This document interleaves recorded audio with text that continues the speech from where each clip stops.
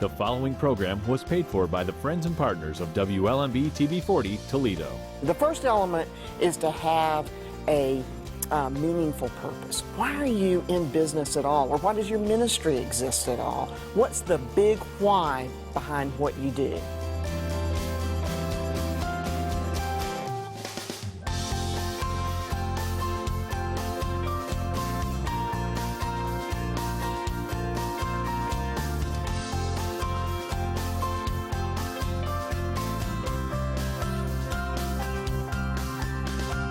Well, I want to welcome you to another episode of Main Street, the fastest half hour in television. I'm Dr. Jamey Schmitz. Of course, I'm joined by my co-host for the past 21 years, Virginia Bossa. Well, Jamey, we have a great show. And so, you know, if you're a leader or you're part of an organization, you don't want to miss today's show. Our guest has had over 30 years experience, and she's been like Vice President of Talent and Human Resources for Chick-fil-A. And so Dee Ann Turner, well, she discovered the secret sauce of selecting and retaining extraordinary talent while cultivating a remarkable organizational culture. So she's written this book called Bet on Talent, How to Create Remarkable Culture That Wins the Heart of the Customers. So welcome, Dee Ann. We're honored to have you here. Oh, thank you so much. It's my pleasure to be with you. Yes, and it's our pleasure to have you as well. Absolutely. Welcome, Dee Ann.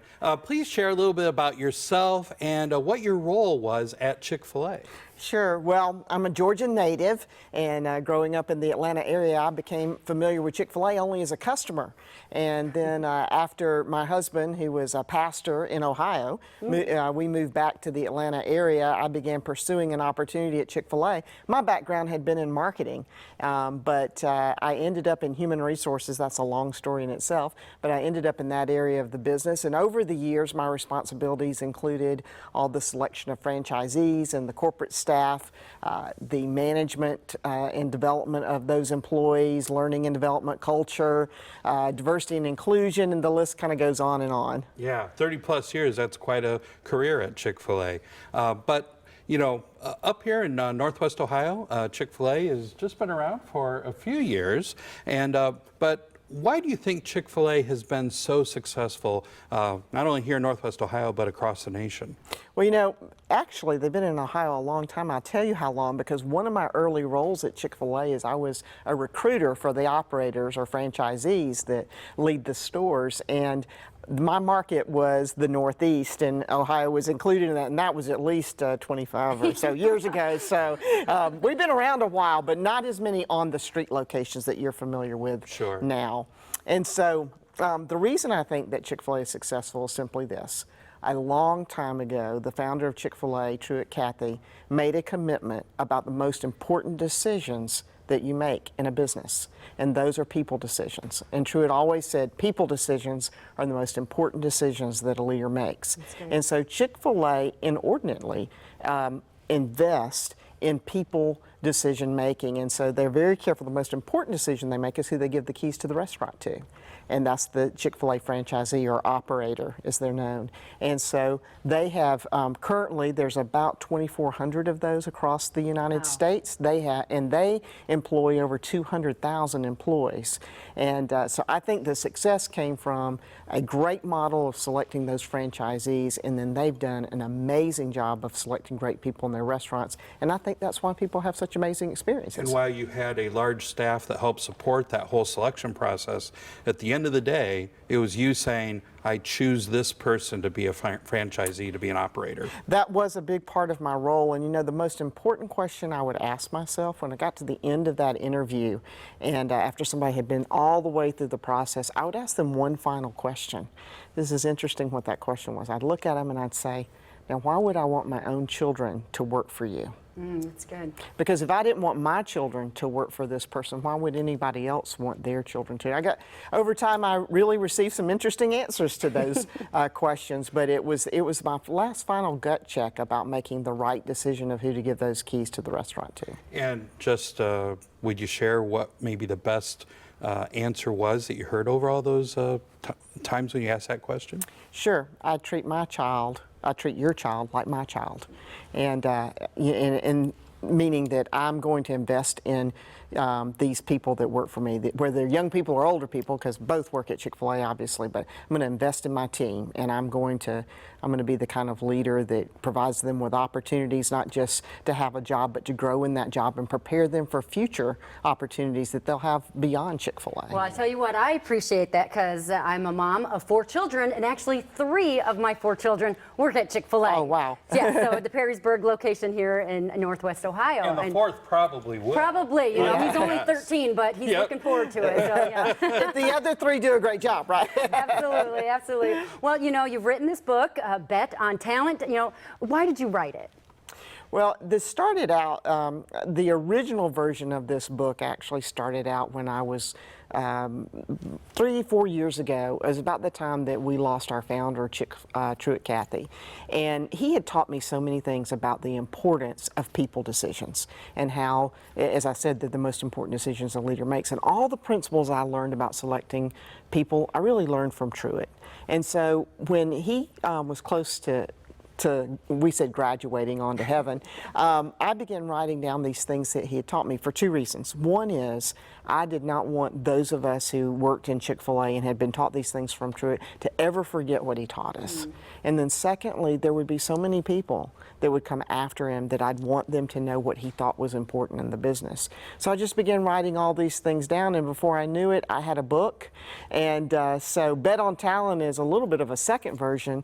The original book was It's My Pleasure, and now that's been expanded and new content in it and updated, and it'll come out as Bet on Talent in September. Very good. Off camera, you were sharing a story with me that your career at Chick-fil-A started with a flat tire. Could you share that with our viewers? I'll be happy to. So when my husband and I moved back to Atlanta, I was working briefly for an advertising firm, and it was on the other side of Atlanta. It wasn't very convenient. My husband had taken a church as a pastor, and it happened to be near Chick-fil-A, and he kept nudging me that I needed to get a job on the south side to make it more convenient. And he had been to lunch at the Chick-fil-A headquarters, which we now call the support center. He had been there a couple of times, and he said, this place has a magnificent culture. You really need to apply there. So I finally did apply, to make a long story short, and 2 weeks later I received a letter that said, we don't have a position that fits your background and interest. And so I told him, I said, well, that's that. I did what you asked, but I'm done. And he's not, no, I think you should apply again. So I applied again, and a couple of weeks later, I got another version of the first letter telling me that they didn't have a position. And I was applying for positions in marketing because that was, my background was in advertising. And so one day he was sitting in his church, and a lady came in, and she had a flat tire, and she asked to use the telephone. And he said, oh, no need to do that. I'll change the tire for you. And he went out and changed the tire. And when he was done, she gave him a Be Our Guest card for a free Chick-fil-A sandwich. He said, oh, do you work at Chick-fil-A? And she said, well, I do, but I'm leaving because my husband's been relocated. And he said, well, what department do you work in? And she said, advertising. And so he ushered her out of the church, and he called me. He said, they have a job availability in advertising, which I followed up on that point and eventually was hired. But I always like to say that my husband changed my life when he changed a tire. Wonderful. Well, that was certainly a God-ordained flat tire, It felt right? like it, yes. Well, you know, you say that Truett Cathy saw no contradiction between biblical principles and good business practices. You say that in the book. So what are some biblical principles that Truett Cathy built Chick-fil-A upon? Sure. The first one that really jumps out at me, and you know, it really has become in the last couple of decades to be a real focus of Chick-fil-A, but that's the idea of second mile service. And that's our the way we handle hospitality at Chick-fil-A. And you say, what is second mile service? Well, it's based on the biblical passage from Matthew 5:41 that says if you're required to carry a pack 1 mile, then carry it 2. And you know, the scripture goes on to talk about working as unto the Lord instead of as unto man. And so Chick-fil-A began teaching that principle. The franchisees taught their team members that. And it started out with some simple things like, you know, smile when the customer comes in and know their name and carry large orders to the table and refresh beverages at the tableside, not refill drinks at the counter. Oh, and when somebody says thanks, say my pleasure. And that went on from there. And as that principle was taught, well, the team members started outdoing themselves, and they were, jumping off dead car batteries in the parking lot and changing flat tires in the drive-thru and going dumpster diving for discarded dental appliances left on trays. And the list we could talk the rest of our time together about second mile service. So that was definitely a biblical principle. Another biblical principle is the Chick-fil-A's hospitality policy, to treat everybody with honor, dignity, and respect. And things like generosity, about tithing and being a steward of all that's been entrusted to you, and a positive influence on all who come in contact with Chick-fil-A. That's part of the corporate purpose. And so those are the kinds of principles that, they make good business sense. They're not just biblical principles, but they certainly make good business sense as well. Your book is about how to create remarkable culture. What does that look like, and how would you contrast that between a biblical culture and a toxic culture? A remarkable culture and a toxic culture, and I spent a lot of time in Bet on Talent, of course, talking about those things. And I had firsthand experience. I worked for a toxic culture before I came to Chick-fil-A. Oh. And yeah. Do tell. Oh, yeah. The viewers would like to hear that. Well, I knew the day when the FBI showed up that was not a good place to work. That was a good indicator. But yeah. So toxic cultures, one of the ways I describe them is they're full of rules. And toxic cultures often, people are operating completely on rules, where in remarkable cultures, people have been taught principles to apply and trusted to use their good judgment to do it. So let me contrast that. Not long ago, I was at a hotel property, and I checked in, and the first thing I asked that when I walk in, I always say, do you have my loyalty number? And Mr. Surly, as I nicknamed him, responded and said, I won't be needing that. Your host paid for your room, and so you won't be getting points for that. Oh, my. I know. And so it wasn't about the points, but it was what he missed by not asking me my loyalty number, because he didn't know if I was a first-time guest at that in their brand and that he should introduce me to the brand, or if I was one of those triple diamond platinum people that stay in their property every week and that he might want to thank me for my loyalty. He had no idea who his customer was. So how can you serve somebody and go the extra mile if you don't even know who the customer is? So that's an example of a toxic culture that's just so dictated by rules, and I found that as I went on into this as I stayed at this property, it was just one rule after another. But then you go into someplace else where it's principle run, and they're trying to find ways that outdo you. You heard my story about staying right here last night at the Hilton Garden Inn. Yes, share that with us. That would be an example. And so when I needed something, I approached the front desk and I had forgotten my toothbrush. And Morgan at the front desk overheard me tell my host that I had forgotten my toothbrush. Well, he was trying to get me a toothbrush, and she just pulls one out of the drawer and puts it on the counter. She'd already anticipated my need. She didn't have to be asked. But then, I know you're going to think I'm the most forgetful person, but I also couldn't find my phone charger. And so when she called to ask me if the room was okay, I asked the question, well, it's great, but I can't find my phone charger. So the next thing I know, Morgan shows up with the phone charger for me. Very nice. Extra mile. So and that's a principle-based culture. Yes. She knew that the most important principle was to serve the guests. It didn't matter what the rules were. Well, in your book, you talk about the elements of a remarkable culture. Could you explain those? Sure, absolutely. The first element is to have a meaningful purpose. Why are you in business at all? Or why does your ministry exist at all? What's the big why behind what you do? The second element is a compelling mission. Something that really drives people, a challenging mission, a big goal that the organization can rally around and go after. The third is a set of demonstrated core values. So it's not just enough to decide what your values are, but they really must be demonstrated, starting first with leadership. Well, that is a good word. Absolutely. And you talk about defining your purpose, mission, core values, and guiding principles. What is the importance of these? The biggest thing is it really dictates how you're going to behave as an organization. And so people know what's expected of them. And not only that, but to make it all come together and work, you select for those things. You develop in that area, you promote based on those. So everybody is united around that. They know which direction the organization is marching in. It creates a synergy of its own to help propel your organization forward. Yeah, it's very important to have everybody pulling in the same direction. That's isn't it? right, absolutely. All right. Well, Dee Ann, we are having a fascinating conversation, but we're going to talk more about, culture and the importance of it when we come back. For Chick-fil-A and the time I was there, our biggest focus we were looking for people who were willing to serve, because Chick-fil-A is in the service business. So it really didn't matter if you were president of the company, or you were a franchisee, or you were an hourly team member. We all had the same purpose, and that was to serve others. Now, back to Main Street.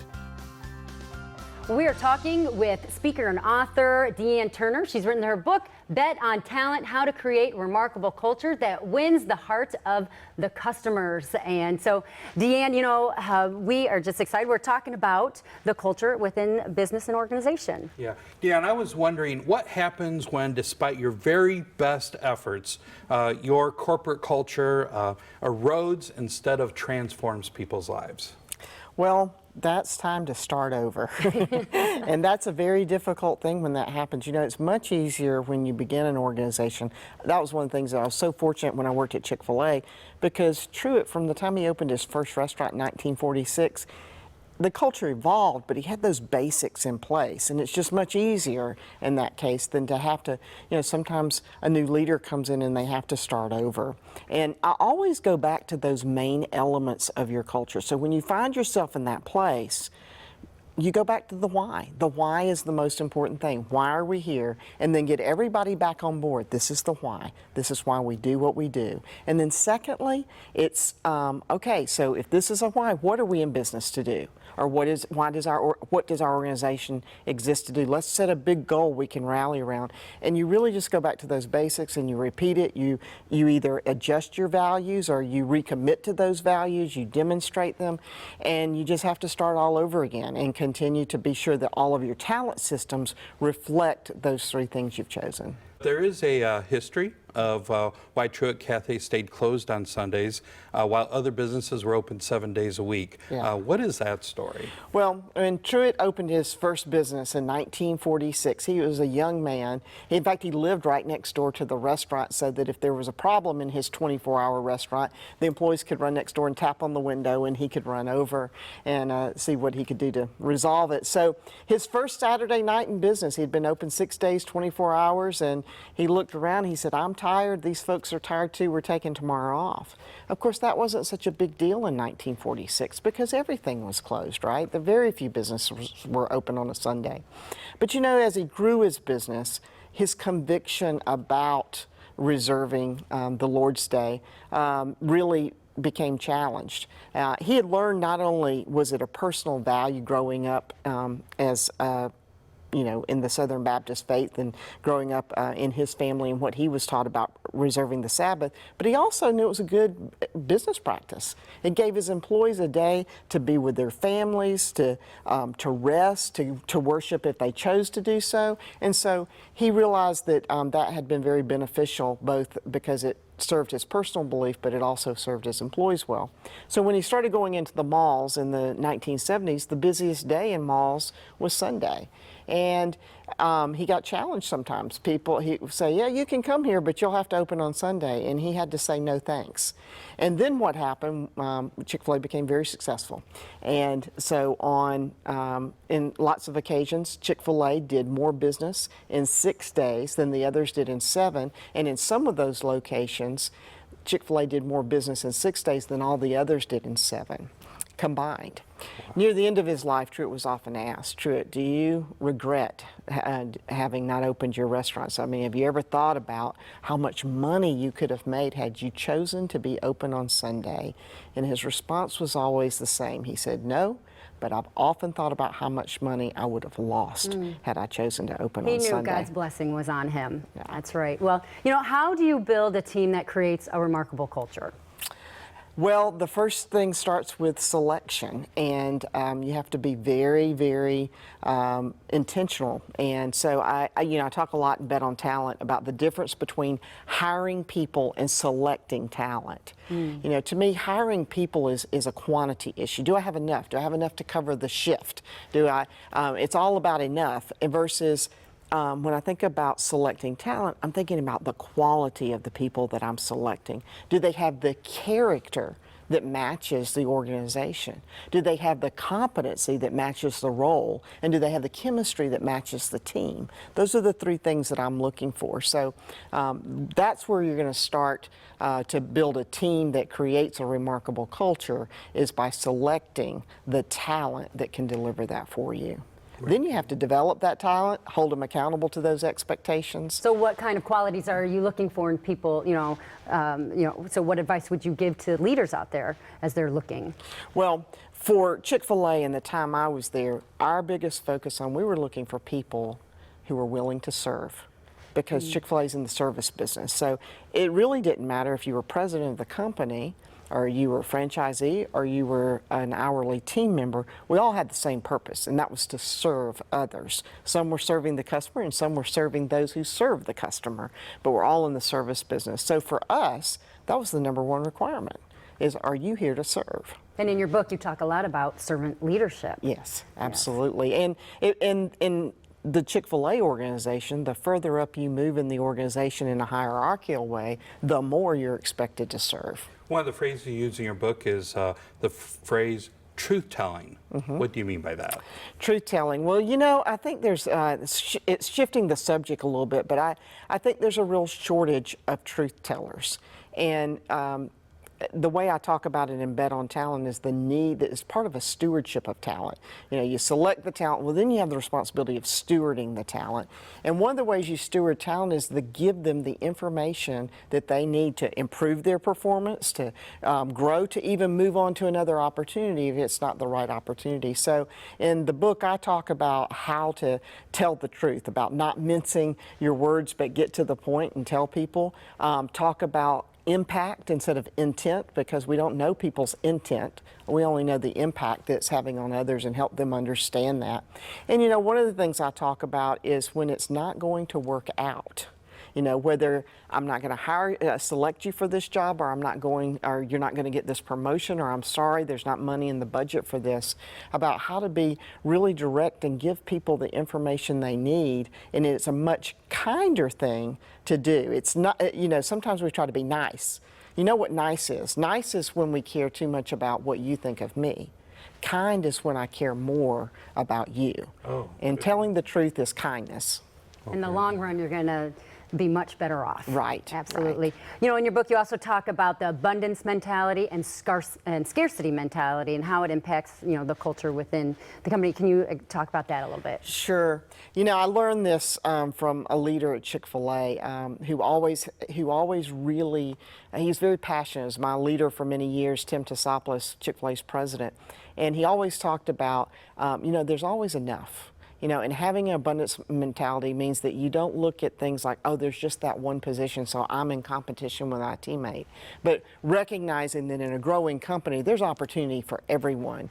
And the idea is you want to get everybody in the right place. But constantly believing when you have a scarcity mentality, I'll give you an example. As a female leader in business, in a lot of businesses, when there's a minority representative, sometimes people get the idea, well, there's only one place. There's only one place at the table for a woman. There's only one place at the table for a person of color. And so that's a scarcity mentality when you start thinking that way instead of there's opportunity for everybody. And that when you have a scarcity mentality, you become competitive, and it really erodes the culture. But an abundance mentality, when you believe that there's opportunity for everybody, helps your organization grow and people to reach those new levels. Once a remarkable culture is established in a business, how should people engage their customers?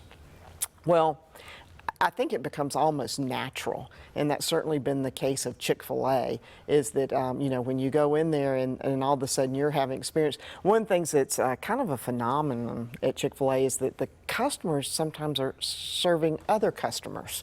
I don't know if you've ever had this experience, but there's an older man, and it's a long story. It's in the book, but I'll tell you the short version. Mr. John is a regular customer at a restaurant in Florida, and he even has a regular table and so forth there. You'll have to read the story. But the end of the story is kind of funny because Mr. John became such a fixture there that he began serving the customers. So on a rare cold day in Florida, people walk in, he'll bring his own hairdryer from home and warm their hands as an example, you know. Or I've been in Chick-fil-A's and I'm watching the customers clear other customers' trays from the table. And because it's such a service attitude and such an environment of generosity and caring for one another, that it just becomes kind of natural that the customer gets engaged in it. Yeah, it's like that love just spreads like wildfire.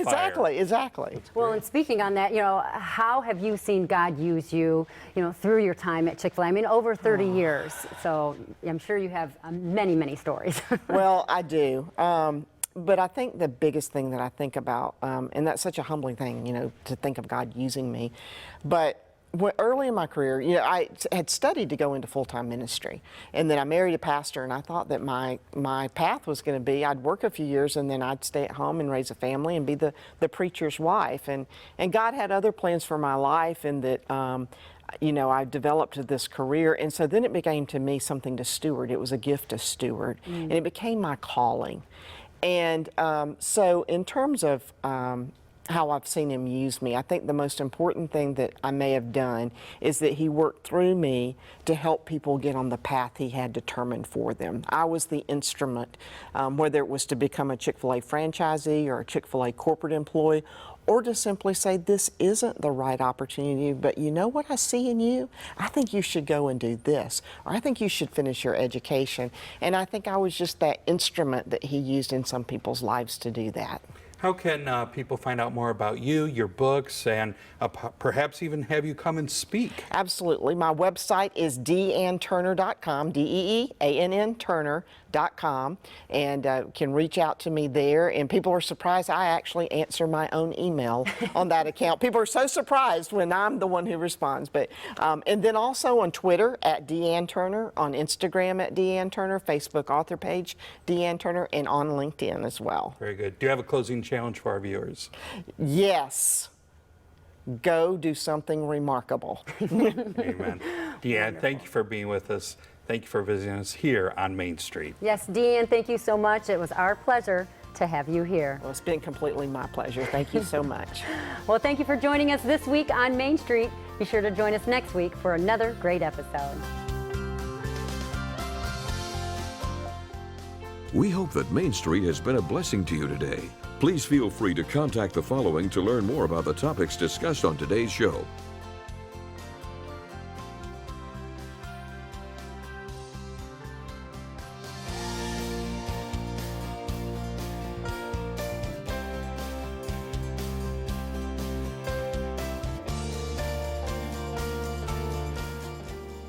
WLMB would like to thank all the faithful supporters of WLMB that make this program possible.